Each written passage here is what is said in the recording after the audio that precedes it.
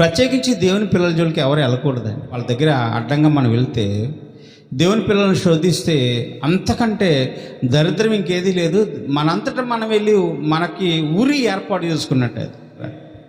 Israel ప్రజలందరినీ కూడా దేవుడు ఎంతగానో ప్రేమించాడు. ఎంతగా ప్రేమించాడంటే వారందరినీ కూడా మంచి మార్గంలో నడిపించి పాలు తేనెలు ప్రవహించే దేశంలో ప్రవేశపెట్టినంతగా అని ఒక చక్కటి ఆశీర్వాదకరం దేశాన్ని ఇవ్వటానికి ఇజ్రాయేల్ ప్రజలందరికీ దేవుడు వాగ్దానం చేశాడు.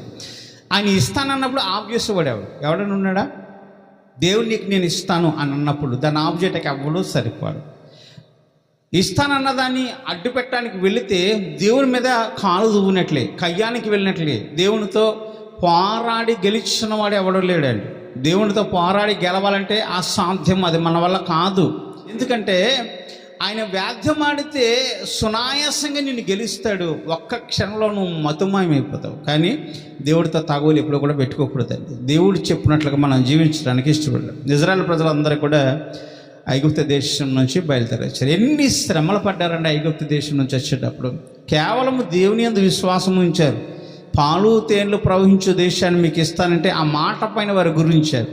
అంతకుముందు ఐగుప్తు దేశంలో ఉన్నప్పుడు వారు పడిన శ్రమ ఎంత అంత కాదు, మహాశ్రమలు అనుభవించారు. ఆ దేశంలో ఉన్నంతసేపు కూడా ఆ దేశంలో ఆ రాజులకి బానిసలుగా మారిపోయారు. వారు సరిగా తిన్నారో తినలేదో కానీ రాజులు చెప్పిన ప్రతి పని చేయకపోతే వారిని చాలా బాధ పెట్టేవారు, కొట్టేవారు, కొరడాలతో హింసించేటువంటి వారు, అసభ్యంగా ప్రవర్తించేవారు. ఎంత దుర్మార్గమైన పనులు చేస్తున్నప్పటికీ కూడా ఇజ్రాయేల్ ప్రజలందరూ చాలా ఓర్చుకుని ఎన్ని శ్రమలు పడ్డారు. ఆ దేశంలో మట్టి తొక్కటము, దాంట్లో మరి గడ్డి కొట్టి దాంట్లో వేయటము, ఆ గడ్డి అంతా కలిపి ఆ మట్టిని పిసకటము, దాన్ని తీసుకెళ్ళి మళ్ళీ ఇటుకలు తయారు చేయటము.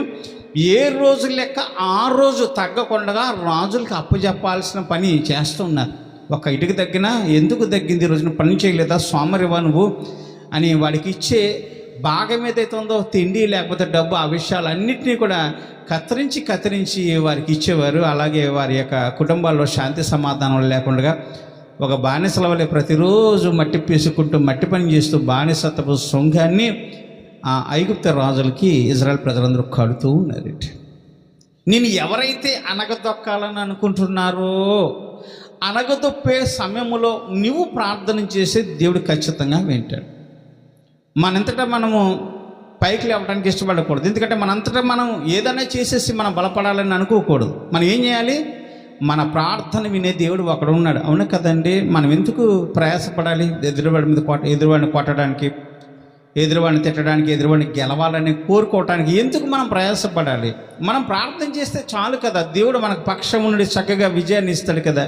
ఒకసారి అన్నం లేకపోతే దేవుడికి మొరపెడుతున్నాను, నాయనా మాకు అన్నం లేదు, మేము ఎలా బ్రతకాలి, మాకు ఆకలిగా ఉందని దేవుడి దగ్గర మొరపెడితే ఆ దేవుడు ఆకాశంలో ఉన్నటువంటి పరలోక రాజ్యంలో ఉన్నటువంటి దేవదూతలు తినే ఆ మన్నా అనే ఆహారాన్ని భూమి మీద కురిపించాడు. ఎంత విచిత్రం అండి. మనుషుడు ప్రార్థన చేస్తే దేవదూతలు తినే ఆహారాన్ని మనుషులకి ఇవ్వగల సమర్థుడు. ఎందుకంటే మనుషులను ఆయన ఎంతో ప్రేమించాడు కాబట్టి ఏదన్నా ఇస్తాడు. ప్రేమించినట్టు వాడు ఏదన్నా ఇస్తాడు కదా.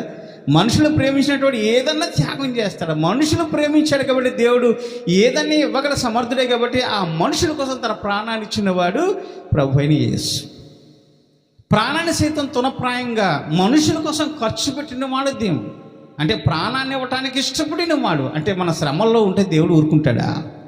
మనల్ని ఎవరైనా అడ్డగిస్తే ఊరుకుంటాడా? అడ్డగించారు కదని పోతే పోన్లైన మౌనంగా ఉంటాడా? ఉండడు. ఎందుకంటే దేవుడు వారితో దెబ్బలాడతాడు. ముందు ఇజ్రాయేల్ ప్రజలందరితో కూడా ఒక వాగ్దానం చేశాడు, నీ ముందు నడిచేవాడు యెహోవా అని.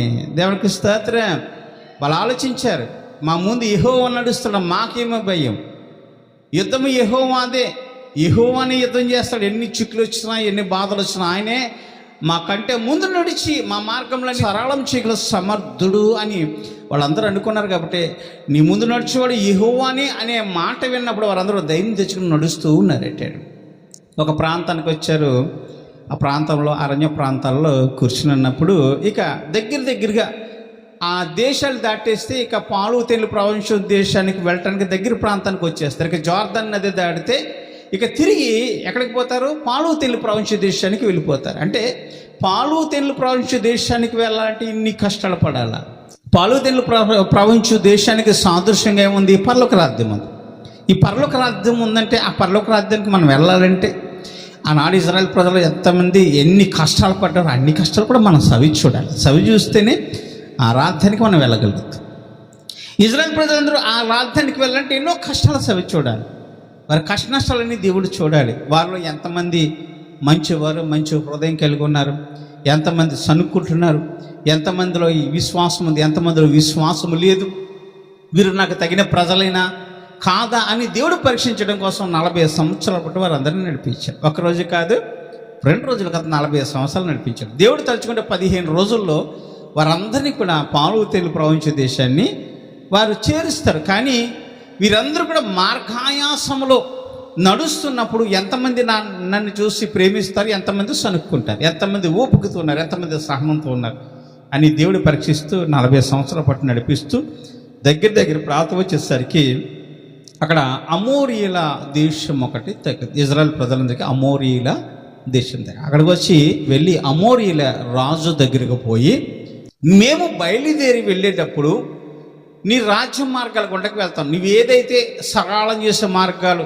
వేసావో ఆ మార్గం గుండానే వెళ్తాం, కుడికైనను ఎడనకైనాను మేము తిరగం, మీ ద్రాక్ష తోటలోకి పోము, మీ పొలాలకు పోము, పోయి మేము ఏది పాడు చేయం, మీ బావుల్లో నీళ్లు మేము తాగం, మా దగ్గర నీళ్ళే తాగుతాం, అయితే మా దారిని మమ్మల్ని ఇవ్వండి అని వాళ్ళు బ్రతమనుకున్నారు. తన పొలిమేరలు దాటనీయలేదు, వెళ్ళటకీయలేదు అన్నాడు. ఎందుకు వెళ్ళటకీయలేదు?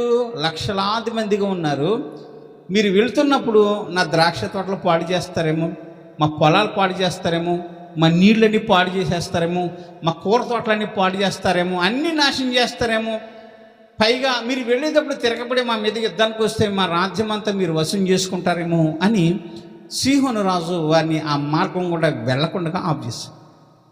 ఇప్పుడు దేవుడే పంపిస్తున్నప్పుడు దేవుడే తన ప్రవక్తల ద్వారా మాట్లాడి రాజు దగ్గరికి వర్తమానం పంపిస్తే మరి రాజు ఆఫ్ చేస్తే దేవుడు ఊరుకుంటాడా? ఆలోచించండి. చాలా సందర్భాల్లో మన ఇంటి పక్కల చుట్టుపక్కల చాలా సంభవాలు జరుగుతుంటాయి. మనం పొలాలు వెళ్తూ ఉంటాం, పొలాలు వెళ్ళేటప్పుడు చక్కగా మరి మన దారి మనం పోతుంటే చాలామంది ఆఫ్ చేస్తారు. నా దారి అంటే వచ్చే ఊరుకుని చంపేస్తానంటారు. నా దారి కూడా నువ్వు ఎందుకు వస్తున్నావు, ఇలా రాకుండా నువ్వు వేరే దారి పో అంటారు. చాలామంది అయితే దారుల విషయాలు అయితే తలలు బద్దలు కొట్టుకుంటూ ఉంటారు, చంపుకుంటూ ఉంటారు, ఒకళ్ళ పీక మీద ఒకళ్ళ కత్తెట్టి కొట్టుకుంటూ ఉంటారు, ఒకళ్ళు చంపుకుంటూ ఉంటారు, చాలా దుర్మార్గమైన పనులు చేస్తారు. ఈ దారుల గురించి, వెళ్ళే దారుల గురించి ఆంబు చేయడానికి ఇష్టపడుతూ ఉంటారు.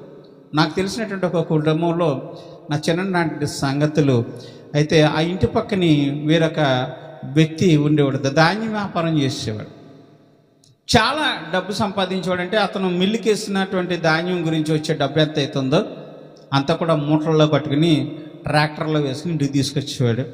తెల్లారి 10-11 అయ్యేసరికి మొత్తం ఆ ధాన్యం మూట నిండా ఎంత డబ్బు అయితే ఉందో ఆ డబ్బు అంతా కూడా అందరికీ ఇచ్చేసేవాడు. ఇంకా చాలా డబ్బు తన ఇంట్లో పెట్టినాడు. ఆ గర్వం చేత ఏం చేసేవాడంటే, ఆ పక్కింటి వాళ్ళు ఆ దొడ్డు వైపుకి నూతి దగ్గరికి వెళ్తే వెళ్ళనిచ్చేవాడు కదా. నువ్వు వెళ్ళేవంటూ ఊరుకోను, మా నూతి దగ్గరికి వస్తే ఊరుకొని అనేవాడు. స్నానం చేస్తే ఆ నీళ్ళు ఇలాగెళ్తే చాలు, ఈ నీళ్ళు ఎక్కడికి వస్తాయి ఇప్పుడు, ఎందుకు వస్తున్నాయి అనేవాడు. దారిలోకి నీళ్ళు రావండి, స్నానం చేస్తే ఈ నూతిగడికి వచ్చేవంటే ఊరుకొని అనేవాడు. మా భూభాగంలోకి రావడానికి వీల్లేదు అనేవాడు, చాలా ఇబ్బంది పెట్టేవాడు.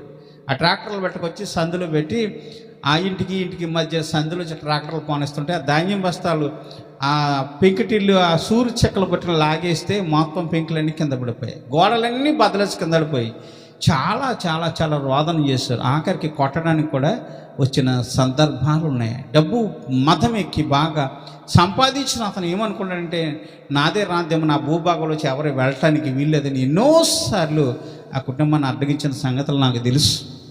ఎంతో ఇబ్బంది పెట్టేవాడు. భర్త లేనప్పుడు కొట్టడానికి వచ్చాడు, బూతులు తిట్టేవాడు. ఎన్ని తిట్టినప్పటికీ కూడా అలా మౌనంగా అలాగే ఉండేవారు. ఒక రోజున వాళ్ళు వేరే ప్రాంతానికి వెళ్ళిపోయిన కొన్ని సంవత్సరాలకి మొత్తం ఎవరైతే ఆ దారి గుండా వెళ్ళనివ్వకుండా అడ్డు పెట్టాడో వాడే ఆ స్థలాన్ని అమ్మేసుకుని వారికి వీరికి దానికి దారదత్వం చేశాడు. ఉన్న స్థలాన్ని అమ్మేసుకున్నాడు, వంటానికి కూడా లేకుండా. ఇప్పుడు వారి భార్య బిడ్డలు ఎక్కడో దూరాన్ని ఉంటున్నారు. అంతేకాకుండా మరి అతను ఏం చేశాడంటే, పొలం వెళ్ళి వస్తున్నప్పుడు ఆ పొలంలో ఆ చేలో ముందుకు పడిపోయి మొత్తం నీళ్ళని తాగేసి ఆ చేలోనే చనిపోయాడు. అంటే వాడు లేడు. ఎందుకు? ఎందుకు లేడంటే వాడు దారులు అడ్డగించాడు. దారులు ఈ భూమి మీద ఎవరైతే అడ్డగిస్తారో, ఒక ప్రాంతం నుంచి వేరొక ప్రాంతానికి వెళ్ళటానికి మనుషులు నడుస్తున్నప్పుడు ఆ దారిని ఎవరైతే అడ్డగిస్తారో దేవుడు వాటిని కూడా అడ్డగిస్తాడు. ఎక్కడ అడ్డగిస్తాడు? భూమి మీద మనం ఏదైతే అడ్డగిస్తున్నామో దేవుడు పరలోక రాజ్యంలో నీ దారులు కూడా మూసేస్తాడు. జ్ఞాపకం పెట్టుకోండి, మన దారులు ఇప్పుడు మూయకూడదండి. వెళ్తుంటారు, వచ్చేవాళ్ళు వస్తుంటారు. ఎవరి దారిలో మనం మూయకూడదు, వెళ్ళనియాలి, రానియాలి. అంతే తప్ప కానీ మనం ఈ దారి నాది, ఈ ఇల్లు నాది, ఈ పొలం నాది, ఈ గొట్టంతా నడిచుంటే కాళ్ళు విరగొడతానంటే దేవుడు పరలోక రాజ్యంలో నీ కాళ్ళు విరగొట్టి ఆ పక్కన ఉన్నటువంటి అగ్నిగుండంలో తోసేస్తాడు. దారిలో ముయ్యకూడదు. దారులు చాలా ప్రమాదకరమైనవి. ఎందుకంటే దేవుడు మనుషుల కోసం ఏర్పాటు చేస్తున్న భూగోళం, భూమి మొత్తం అంతా కూడా మనుషులకు ఇచ్చాడు. ఎక్కడైనా తిరగండి, సంతోషంగా తిరగండి, కానీ సంఘ వ్యతిరేకమైన కార్యములు మాత్రం చేయకండి. దేవుని రాజ్యానికి వ్యతిరేకంగా ఉండకండి, పొరుగువానికి అపకారం చేయకుండా నడవండి అని దేవుడు వాగ్దానం చేశాడు. అయితే మనం ఏదైతే చేస్తున్నామో దేవుడు మనకు కూడా అదే చేస్తాడు కదండి. అక్కడితో ఆకుండా ఆ దారిన వారిని వెళ్ళనివ్వలేదండి. దేవుడి పెట్టి వెళ్తుంటే వాళ్ళని ఆఫీసుకు వెళితే ఊరుకుని అన్నాడు. వాళ్ళందరి మీద తిరగబడ్డాడు. అంతేకాకుండా వాళ్ళ మానాన్ని పోయి వాళ్ళు ఆ అడవి ప్రాంతాల్లో ఇజ్రాయెల్ ప్రజల్లో కూర్చొని వాళ్ళ పని వాళ్ళు చేసుకుంటుంటే ఇతను ఉండక ఏం చేశాడు? జనాలందరినీ పోగేసుకున్నాడు, సైన్యాన్ని పోగేసుకున్నాడు. వెళ్ళి ఆ సీహోను రాజు ఇజ్రాయెల్ మీద యుద్ధానికి తలపడ్డాడు. చాలామంది అంతే కదండి, దారిని పోయేవాడిని పోనివ్వాలి, పోనివ్వకపోతే మాట్లాడు కూరుకో, అంతే తప్పని వాడి మీద మళ్ళీ దెబ్బలాటకెళ్ళడం ఎందుకు? అంతే కదా, చాలామంది అలా చేస్తారు. నువ్వు దారి వెళ్ళొద్దన్నావు, మంచిది, రావట్లేదు, మళ్ళీ వాడి మీద యుద్ధానికి వెళ్ళటం ఎందుకు? 10 మందితో చెప్పుకోవడం ఎందుకు? వాడు నా దారి అంతా వస్తాను, ఇంకొకసారి కాళ్ళు కొట్టేస్తాను, చేతిలో కొట్టేస్తాను, వాడెవరి దగ్గరికి పోయి వార్నింగ్ అవ్వాల్సిన అవసరం లేదు, వాడి మీద దెబ్బలాటకెళ్ళాల్సిన అవసరమే ఉంది. అది రోజులు తలబడి ఆ దారిలో మూసేస్తూ ఉంటారు, వెళ్ళనివ్వరు. మనుషులు బంధిస్తుంటారు. మనుషులు బంధించకూడదండి, దారులు బంధించకూడదు. దారులు బంధిస్తే అది చాలా ప్రమాదకరమైనది. ఎందుకంటే నువ్వు ఏదైతే బంధిస్తుందో పరలోక రాజ్యంలో నీ కొరకు అది బంధించబడుతూ ఉంటుంది. అతను ఏం చేశాడు? వెళ్ళిపోయి అరణ్య ప్రాంతాల్లో ఉన్న వాడిని కెలకాలనుకున్నాడు, వాళ్ళని ఏదో చేసేయాలనుకున్నాడు. అక్కడికి వెళ్ళాడు. తీరా అక్కడికి వెళ్ళిన దాకా ఇజ్రాయెల్ ప్రజలందరూ కూడా అక్కడ కూర్చున్నప్పుడు యుద్ధానికి వెళ్ళి ఇతను అనుకున్నాడు, ఏమి ఇజ్రాయెల్ ప్రజలందరూ కూడా చాలా బలహీనులు, ఏమీ చేయలేరు. తీరా అక్కడికి వెళ్తే అక్కడికి ఆ ప్రజలందరూ తన పని చేసుకుంటుంటే వాళ్ళ దగ్గరికి వెళ్ళి వాళ్ళ యుద్ధానికి వెళ్తే దేవుడు ఊరుకుంటాడా? మీ ముందు నడిచేవాడు యెహోవానే. ఎవరు ముందు నడిచేవాడు? యెహోవానే. ఆ ప్రజలందరికంటే ముందుగా దేవుడు అక్కడ ఉన్నాడు. ఆలోచించండి, మనం భయపడవసరం లేదని మన దారిలో మూసేస్తే మనకంటే ముందు దేవుడు అక్కడ ఉంటాడు. ఆ విశ్వాసం మనలో ఉండాలి. దేవునికి స్తోత్రములు. మనకంటే ముందు శత్రువుతో దెబ్బలాడటానికి దేవుడు అక్కడ ఉన్నాడు. కొంతకాలం నువ్వు అక్కడ వేపించబడాలి, కొంతకాలం శోధన అనుభవించాలి. ఆ దారుల విషయాల్లో కానివ్వండి, ఆ రాకపోకల విషయాల్లో కూడా కొన్ని రోజుల పాటు వేదన అనుభవించాలి. నీ వేదన దేవుడు వినాలి. నీకంటే ముందు వెళ్ళి దేవుడు శత్రువుతో దెబ్బలాడతాడు. ఈ సీహోను రాజు వాళ్ళందరితో తలపడ్డాడు. ఇక సీహోను రాజు మీద కందిరీగలు లేచినట్టుగా ఇజ్రాయెల్ ప్రజలందరూ లేచారు. కందిరీగలకి ఎవరైనా వెళ్తారా? అవి ఏం చేస్తాయండి? పొడిచి చంపుతాయి. బాధ 24 hours 24 గంటలు ఉంటుంది నొప్పి. ముళ్ళు దింపినాయి అంటే మొత్తం విపరీతమైన బాధ. కందిరీగ ఎలా కొడుతుందంటే ఒక కరెంట్ షాక్ తగిలి మా తిరుగుతుంది. ఎప్పుడు కుట్టింది, ఎప్పుడు వెళ్ళిపోయింది కొడుతుంది. కందిరీగల వల్ల వీళ్ళందరూ లేచిపోయారు. ఎవడ కత్తాడు పట్టుకోండి, ఎవడ కట్కముడ పట్టుకోండి, ఎవడ డాలర్ పట్టుకోండి. ఇంకా ఆ సీహోను రాజు యొక్క, అమోరీయుల రాజు యొక్క సైన్యం తరగడం మొదలుపెట్టారు. తరిమి ఆ సీహోను రాజును చంపేసి ఆ రాజ్యాన్ని ఆక్రమించుకున్నారు. ఎదురువాడి బలాన్ని ఇప్పుడు కూడా మనం తక్కువ అంచనా వేయకూడదండి. ఎదురువాడిని చూసి ఇప్పుడు మనం చిన్నగా మాట్లాడకూడదు. కొంతమంది కులాలను బట్టి, జాతులను బట్టి, మతాలను బట్టి మాట్లాడు. ఈడేం చేస్తారు మనల్ని అంటాడు. కానీ వాడితో దేవుడు ఉన్నాడు. మొత్తం నీ కథ అంతా సమాప్తం చేసేస్తాడు. మొత్తం లాగి నేను రోడ్డు మీదకి ఇడిచేంత వరకు కూడా దేవుడు వదిలిపెట్టాడు. అంత అవసరమా మనకి? ఎవరి దారిని వాళ్ళు పోనవరండి. ఆడి దారి ఆడిపోతుంటే ఆయన అడ్డగిస్తాం, నువ్వు వచ్చేవో చంపేస్తాం, కాలర్ కొడతాం అంటాం. అది మనకు అవసరమా? వాడు మనిషి అండి. మనిషి భూమి మీద ఎక్కడైనా తిరుగుతాడు, తిరగలేయాలి. నీకు వచ్చే నష్టం ఏంటి? భూమి అరిగిపోతుందా? లేకపోతే నీ భూమి ఏమైనా భుజాన్ని పట్టుకుపోతాడా? నీ భూమి నాదని చెప్తాడా? లేకపోతే నీ భూమి ఏమైనా దొంగచాటును రాయం చేసుకుంటాడా? అతని దారి అతను పోతాడు, పోనీయాలి. అది మర్యాద. మనిషిని ప్రేమించాలి. భూమి నెత్తి మీద ఎట్టుకు పోలేమండి, ఇల్లు నెత్తి మీద ఎట్టుకు పోలేము. ఏది మనతో రాదండి. ఎలా వచ్చామో అలాగే వెళ్ళిపోతాం. భక్తుడేటి యోబును శోధించినప్పుడు, శాతానుల దగ్గర శోధించినప్పుడు ఆయన ఏమన్నా, తల్లి గర్భము నుండి నేను దిగంబరిగా వచ్చి దిగంబరిగానే పోతాను. యోబుకి తెలియదా అంత ఆస్తిపడు, చాలా ఆస్తి ఉంది, చాలా భూములు ఉన్నాయి, ఎడ్లు ఉన్నాయి, గొర్రెలు ఉన్నాయి, మేకలు ఉన్నాయి. ఇవన్నింటినీ చూసిన అతను విర్రవేయలేదు. ఏమనుకున్నాడు, నేను ఎలా వచ్చానో అలాగే పోతాను, ఇది నాది కాదు, యెహోవా ఇచ్చాడు, యెహోవా తీసుకున్నాడు, దేవునికి స్తోత్రములు అన్నాడు. ఇంకా మనం ఎంతో దేవునికి కృతజ్ఞత కలిగి ఉంటారు. ప్రభు ఇన్ని సంవత్సరాల భూమి మీద నన్ను బ్రతికించావు, ఇన్ని సంవత్సరాల పాటు ప్రభు నాకు అన్నం పెట్టావు, మంచి వస్త్రాలు ఇచ్చావు, మంచి గుడ్డమ్మని ఇచ్చావు నాయన, ఉండడానికి మంచి భూభాగం ఇచ్చాడు నాయన అని దేవునికి కృతజ్ఞతాస్తుతులు చెల్లించి మనము వెళ్ళి వచ్చేవాడిని అందరికీ కూడా అడ్డు పెట్టకుండా మనం వాళ్ళని నడిచేటట్టుగా మనం ముద్దులు పెట్టాలి. అంతే కదండి. మనం ఏం చేస్తామంటే వెళ్తేవా వచ్చావా చంపేస్తారు నాది అంటాం. యోబు భక్తులు అంత తెలివితేటలైనటువంటి వాడు, బాగా తెలివితేటలైనటువంటి వాడు. అంత అశాశ్వతము, ఇది నాది కాదు, దేవుడిది. ఈ భూమి ఆకాశంలో ఎవరు సృష్టించారు? యెహోవా సృష్టి. ఇది మందండి, ఇది మంద కదా. కేవలం నీ పేరు ఉందంటే దీన్ని కొంతకాలం అనుభవించడానికి దేవుడిచ్చిన స్వాస్థ్యం. దేవుడికి ఎందుకు ఇచ్చాడంటే నువ్వు అనుభవించాలని, సుఖంగా ఉండాలని, సంతోషంగా ఉండాలి. నీతో పాటు నీ పొరుగు వారు కూడా, ఇరుగు పొరుగు వారు అందరూ కూడా సంతోషంగా ఉండాలని, నువ్వు వారందరికీ కూడా యజమానుడిగా ఉండాలని. నీ దారిలోంచి వెళ్ళినప్పుడు నీ తల ఎత్తబడుతుంది కదా. మా దారిలోంచి వెళ్తున్నాడు, మేము బాగా ఉన్నవాళ్ళు, నీకు నీ తల ఎత్తబడుతుంది కదా. నేను గొప్పగా ఉంచాలని దేవుడు నీకు స్వహస్తముగా ఈ భూభాగాన్ని పంచిపెట్టించాడు. డబ్బు ఇచ్చి కొనుక్కున్నంత మాత్రం నీదైపోదండి. ఈ భూమి ఎవరిది? దేవుడిది. దేవుడు మీ అందరికీ ఒక్కొక్క పంచిపెట్టిన భూభాగం నుంచి మనుషులు వెళ్తే ఏనాడు కూడా మనం అడ్డు పెట్టకూడదు. అడ్డు పెట్టామా పరలోక రాజ్యంలో దేవుడు మన మార్గాలన్నీ. పరలోక రాజ్యం వెళ్ళడం కష్టమండి. దేనికోసం నువ్వు భూమి మీద ఆశపడి ఉన్నావు, దేనికోసం నువ్వు పట్టుకుని కూర్చున్నావు, ఇది నిన్ను వదిలిపెట్టేస్తుంది. ఒకరోజు నువ్వు ఒంటరిగా ప్రయాణం చేయాలి. కింద ఉన్నట్టు వాడు ఎవడైతే ఉన్నాడో వాడు కిందకి వెళ్ళకుండా పైవాడు ఆఫ్ చేస్తాడు. పైవాడు వెళ్ళి ఈ దారి గుండా వెళ్ళాలంటే ఊరుకొని అంటాడు. ఆలోచించాలి కదా. పై పొలం వాడు కింద పొలం వాడిని వెళ్ళకుండా ఆఫ్ చేస్తే ఎవరికి నష్టం? నీకే నష్టం. కింద పొలం వాడు ఏమైపోతాడు? కింద పొలం వాడు కూడా బాగా చెట్లు అభివృద్ధి చెంది ఆ దారి గుండా మట్టి అది ఇది తోలుకుని తన పొలాన్ని బాగు చేసుకుంటే, అతను అభివృద్ధి చెందితే, అతను దాటి గుండా వెళ్ళనిస్తే నీకు ఆశీర్వాదమే కదా. అతను వెళ్ళనిచ్చినందుకు నిన్ను కూడా దేవుడు అభివృద్ధి పరుస్తాడు కదా. కిందవాడు ఏమైపోయినా పర్లేదు, నేను మాత్రం బాగుండాలనే స్వార్థం చూసావా? ఎదురువాడిని వెళ్ళకుండా ఆఫ్ చేస్తున్న స్వార్థం, ఆ స్వార్థమే నేను ఒక రోజున తినేస్తుంది. ఆ స్వార్థమే నీ చేతిలో లాగి వేరేవాడికి ఇస్తుంది. అటువంటి చెడ్డ పనులు ఈ భూమి మీద మనం చెప్పి ఎంతకాలం ఉంటామండి భూమి మీద? కొద్ది దినాల పాటే మన యాత్ర ముగించుకుని వెళ్ళిపోవటట్టు వారు. ఇజ్రాయెల్ ప్రజలు నడిపిస్తున్న దేవుణ్ణే వ్యతిరేకించారు. ఇజ్రాయెల్ ప్రజలందరూ కూడా వెళ్ళి ఆ ఊగురాజుని తరిమి చంపారండి. జీవిత ప్రయాణంలో ఎప్పుడు ఎవరిని కూడా ఆటంకపరచు. వాడు ప్రయాణం కొనసాగించాలి. వాడు బ్రతుకు తెరు కోసం వెళ్తాడు, వాడు పొలం కోసం వెళ్తాడు. నడిపించేవాడు ఆయనే, నీకు సహాయం ఇచ్చేవాడు ఆయనే. దేవుని బిడ్డలుగా మనం ఉన్నామంటే, ఈ రోజున దేవుని సన్నిధానంలో ఉన్నామంటే మన తోటి సహోదరులు ప్రేమించాలి. వారి దారిలో పోయేటప్పుడు పోనీయాలి. వారిని ఏనాడు కూడా ఆటంక పెట్టకూడదు. దేవుని నమ్మి కూడా దేవుని బిడ్డలుగా ఉండి కూడా మనం ఈ రోజున తోటి సహోదరులు దారిలో పోకుండా ఆటంక పెడుతున్నామంటే మనగా ఉరి తెచ్చుకుంటున్నట్లే. దేవుడు నీకు ఇచ్చింది ఉన్నంతకాలం అనుభవించు. దేవుడు నీకు ఇవ్వకూడదని అనుకుంటే అది తీసి మరి వేరే ఒక్కడికి ఇస్తాడు. ఎంతమంది దగ్గర ఎన్ని సంవత్సరాలు పడ్డ భూములు ఉన్నాయో మరి వేరే వారికి వెళ్ళిపోవట్లేదా? ఒక 10 ఎకరాల భూమి ఉంటే మళ్ళీ సంవత్సరం నా స్థితిగతులు మాకపోతే నేను అమ్మేసుకుంటాను. అది వేరే వాడికి దేవుడు ఇచ్చాడు, వాడు దాన్ని అనుభవిస్తాడు. ఇక్కడ భూములు ఏంటంటే వాడికి అయిపోతా. ఉన్నంతసేపు అహంకారం గర్వాన్ని వదిలిపెట్టి ఎవరి దారిని వాడిని పోనిస్తే దేవునితో నీకు ఎటువంటి కయ్యము బియ్యము ఉండదు. లేదా నువ్వు వెళ్ళనియ్యలేదా, నువ్వు దేవునితో నువ్వు వ్యాధ్యం పెట్టుకున్నట్లే, దేవునితో పోరాటానికి ఎదురెళ్ళినట్లే. దేవుని పిల్లలతో నువ్వు ఎప్పుడు కూడా సఖ్యత కలిగి ఉండాలి తప్ప కానీ దేవుని పిల్లలకు వ్యతిరేకంగా వెళ్ళావా, దేవుడు నడిపించేటప్పుడు వారికి వ్యతిరేకంగా వెళ్ళావా, దేవుడు ఖచ్చితంగా నీ దగ్గర ఉన్నది ఊడ పెరికి మరి ఇంకొకరికి ఇస్తాడు.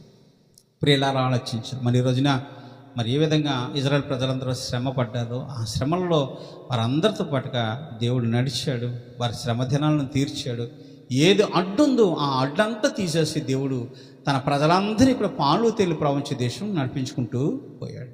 దేవుడు చేయాలన్న కార్యాన్ని అవ్వడు ఆఫ్ చేయలేడు. దేవుడు ఏదనుకుంటే అది చేస్తాడు. దారులు బంధించడం అది హేయము.